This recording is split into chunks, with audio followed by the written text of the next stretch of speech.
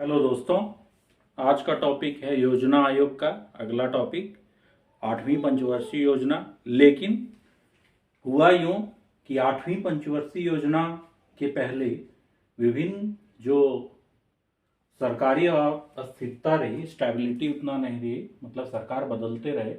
तो उससे पहले 1990-92 में वार्षिक योजनाएं, एनुअल प्लान शुरू की।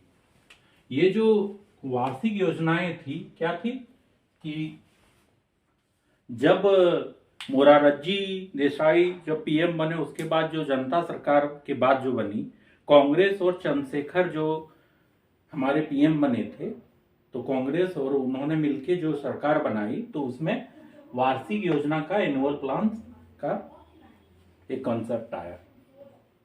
इसमें से क्या किया कि पीएम ने मोहन धरिया को योजना आयोग का ये बनाया और योजना आयोग का अध्यक्ष बनाया। और इसमें जो कॉन्सेप्ट था कि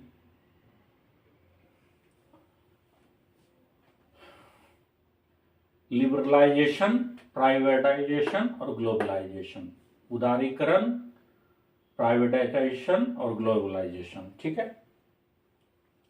तो हुआ कि 1992 में जो फिर से प्रणब मुखर्जी को योजना आयोग का उपाध्यक्ष बना दिया गया।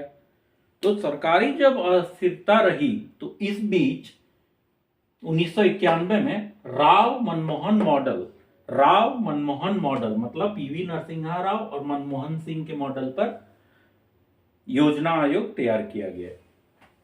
इसमें से बोला गया कि क्या करेंगे हम लोग, लिबरलाइजेशन करेंगे, प्राइवेटाइजेशन करेंगे और ग्लोबलाइजेशन करेंगे। तो लिबरल क्या होता है इकोनॉमी, कोई भी इकोनॉमी लिबरल क्या होता है कि उदारीकरण।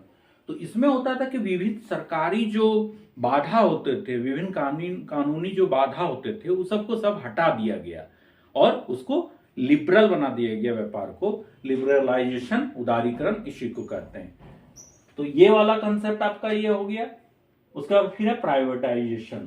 प्राइवेटाइजेशन में होता था कि विभिन्न जो सरकारी संस्था थे जो सरकार के अंडर में थे, तो उसका भी मतलब उसमें भी इन्वेस्ट प्राइवेट वालों को करने दिया जाने लगा कि आइए इसमें इन्वेस्ट कीजिए। मान लीजिए रेलवे है, उसमें भी दिया गया। विभिन्न जो सरकारी है संस्थान, उसमें से उन लोगों को शेयर दिया गया कि आप भी इन्वेस्ट कीजिए। तो ये प्राइवेटाइजेशन को बढ़ावा दिया गया कि सरकार प्राइवेट को मतलब बढ़ावा देने लगी, विनिवेश को बढ़ावा देने लगी। तो सरकार जो है सार्वजनिक कंपनी के स्वामित्व और प्रबंधन में विभिन्न प्राइवेट सेक्टरों का भागीदारी को मतलब एक सहभागिता देने लगी। उसके बाद है ग्लोबलाइजेशन। ग्लोबलाइजेशन का मतलब होता है कि वैश्वीकरण। वैश्वीकरण में हम लोग क्या करते हैं कि सभी देशों के साथ व्यापार का जो पार्टनरशिप होता है उसको बढ़ावा देने लगा कि मान लीजिए जापान का कोई कंपनी है तो इंडिया में कर सकता है, हम लोग जापान से कर सकते हैं, मतलब खोल दिया गया द्वार। एक होता है ना फाटक का खुलना, एक होता है कि चलिए आप भी आइए यहाँ पे भागीदारी कीजिए। तो उस समय का सबसे बड़ा अचीवमेंट क्या था, जैसे मारुति सुजुकी, एक मारुति था इंडियन कंपनी और एक सुजुकी। ठीक है, ये दोनों से देखे ना, उस समय अल्टो 800, अल्टो नहीं आया था, मारुति 800, ओमनी पूरा चलन चला था। जिसके पास भी एक मारुति कार हो गया वो राजा है, एम्बेसडर हो गया वो राजा है। मतलब आज तो मर्सिडीज आ गया, BMW, लैम्बोर्गिनी, बहुत सारे गाड़ी हैं, मित्सुबिशी लैंसर। तो उसमें दिया गया। तो उसमें जैसे था hero Indian company, Honda foreign का कंपनी, सुजुकी सामुराई है ना, यामाहा, स्कॉट्स, राजदूत।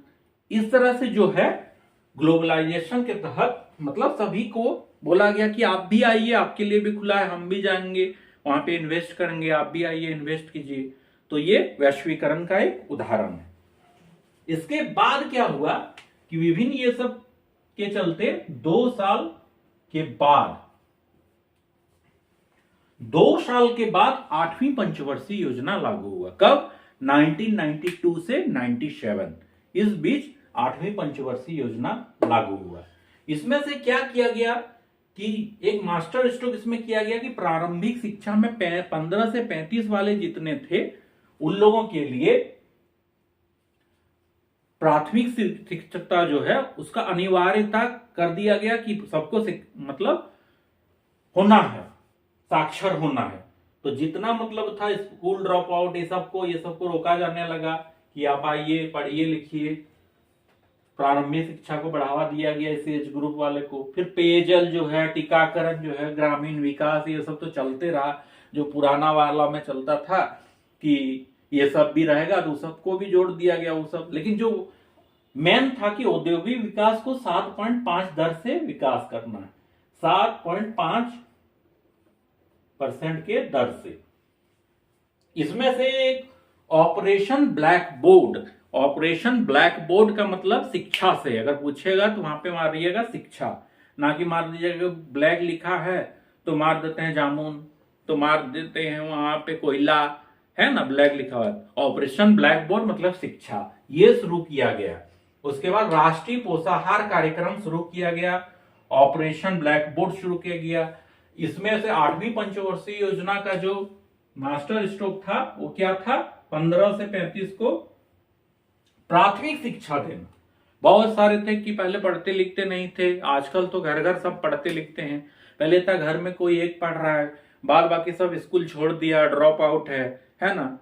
कुछ अपना काम कर रहा है, मुर्गी पालन, कीट पालन, ये पालन, मत्स्य पालन। हालांकि ये सब भी रोजगार के अच्छे स्रोत हैं, लेकिन फिर भी जो पढ़ाई लिखाई बेसिक जो होती थी वो हो ही नहीं पाती थी। अगर किसी को सिग्नेचर करने बोल दिया जाए तो कर ही नहीं पाते थे, है ना।